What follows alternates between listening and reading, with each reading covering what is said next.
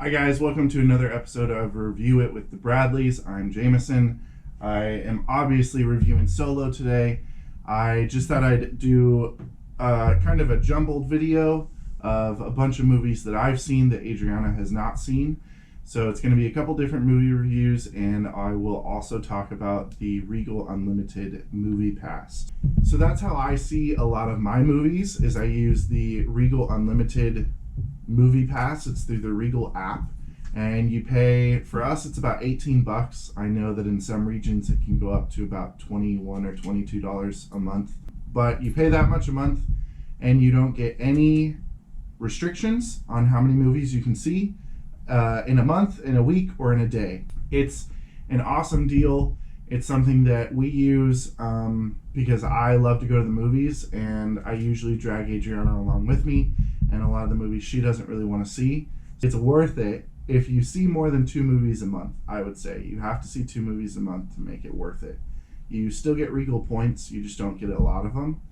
But from what I've discovered, you can go see those movies where they give you 1,500 extra points just for seeing the movie on opening weekend, and since it doesn't really cost you anything, it's pretty worth it. And that's how I get Adriana to see movies with me, is I save up for her free pass, so we're hopefully saving money in the end. It is a 1-year contract. If you sign up, you have to pay for a full year. They don't charge you for a full year immediately. It's month to month, but it does say that you have to be in there for a full year. So I would assume if you try and cancel, they'll just charge you for the remainder. I did say that it doesn't cost you anything. That's a small little white lie. It costs you tax, so it's about 50 cents per movie showing. And because that's just how life works. So 50 cents versus, for us, movies I think are about $12. And that's where that price difference comes, with $18 a month versus $21 or $22. I know back in California we were paying about $13, $14 a night for per person for a movie. So I would highly recommend it.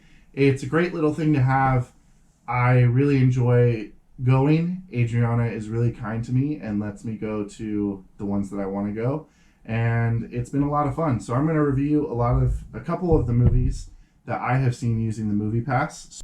So first one on the list is The Gentleman. This movie came out in 2019. It is rated R. It is 113 minutes. And the IMDb profile says, an American expat tries to sell off his highly profitable marijuana empire in London, triggering plots, schemes, bribery, and blackmail in an attempt to steal his domain out from under him. This is a Guy Ritchie movie. If you know who Guy Ritchie is, he does movies like Sherlock Holmes. He did the King Arthur reboot a couple years ago. Lock, Stock, and Two Smoking Barrels. He also did Aladdin. He did Snatch and The Man from U.N.C.L.E. So he is a very British gangster filmmaker. I love his movies. They always kind of follow the same story format. There's a lot of mumblings. You don't really understand what they're saying half the time. There's a lot of swearing. There's some violence, but I think they're highly entertaining. I would say out of all the movies that I really like from Guy Ritchie, and I think Snatch is probably my favorite one from him, this would probably be my least favorite. I thought it was pretty good. It was very slow the first half, and I did not really understand where we were going. But the second half picks up a lot, and it is a lot more like a regular Guy Ritchie movie, and has some great twists, some great flip arounds, some great I didn't expect that scenes. But I thought overall as a movie, it just didn't deliver what he usually is on par for delivering. So I would rate that one as good. Mind you, borderline poor. Borderline poor. Wasn't a super big fan. If you're a big Guy Ritchie fan, I'd go see it. If you're not, skip it. You're not missing out on anything. Next movie I have is an older one. I actually did a review for this one before the Oscars, but I thought I'd update it for the Oscars and upload it. So this is for 1917. This movie came out in 2019. It is rated R. It is 119 minutes. It says, April 6th, 1917. As a regiment assembles to wage war deep in enemy territory, two soldiers are assigned to race against time and deliver a message that will stop 1,600 men from walking straight into a deadly trap. Oscars were a couple weeks ago. This one was highly favored to win Best Picture and Best Director. It lost both of them to Parasite, which I hopefully will be seeing in the next little bit. And I will hopefully make Adriana watch that as well so we can review it. I love 1917. It is one of probably my favorite movies of last year. It's one of the best movies I've ever seen. It is very simple in terms of plot, very simple in terms of story, but the technical direction of it is incredible and worth seeing in itself. I know some people weren't super impressed with it. When I watch movies, I'm a very visual watcher, so if the visuals are something that are incredible, that really sticks with me versus good acting or a believable story, whatever that may be. This is an incredible visual experience. They filmed the entire movie doing one take, as a lot would say. So there's no cuts, there's no cutaways to another character and then cut back. Everything is as if it was one take. Now that's not really true. They kind of weave it in so they can edit. So obviously it's not, they shoot for 2.5 hours and the movie's done. But it's amazing because you can't really tell when they do cut and when they don't. I really thought it was going to take Best Picture and I really loved it. So I would give that one a final rating as excellent. Jojo Rabbit. This one came out in 2019. It is rated PG-13. It is 108 minutes. A young boy in Hitler's army finds out his mother is hiding a Jewish girl in their home. I didn't know it says that in the summary. I went into this movie completely blind. I had not seen any trailers. It is a Taika Waititi movie, which I'm a big fan of his. If you don't know who he is, he did Thor Ragnarok, which is the third Thor movie, the best one. And he also did another smaller movie called What We Do in the Shadows about vampires that I really enjoy. It's a great comedy. Check it out.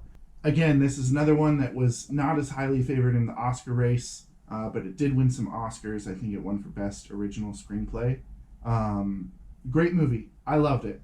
It is a completely heartfelt movie. It had me smiling most of the movie. It's a great message.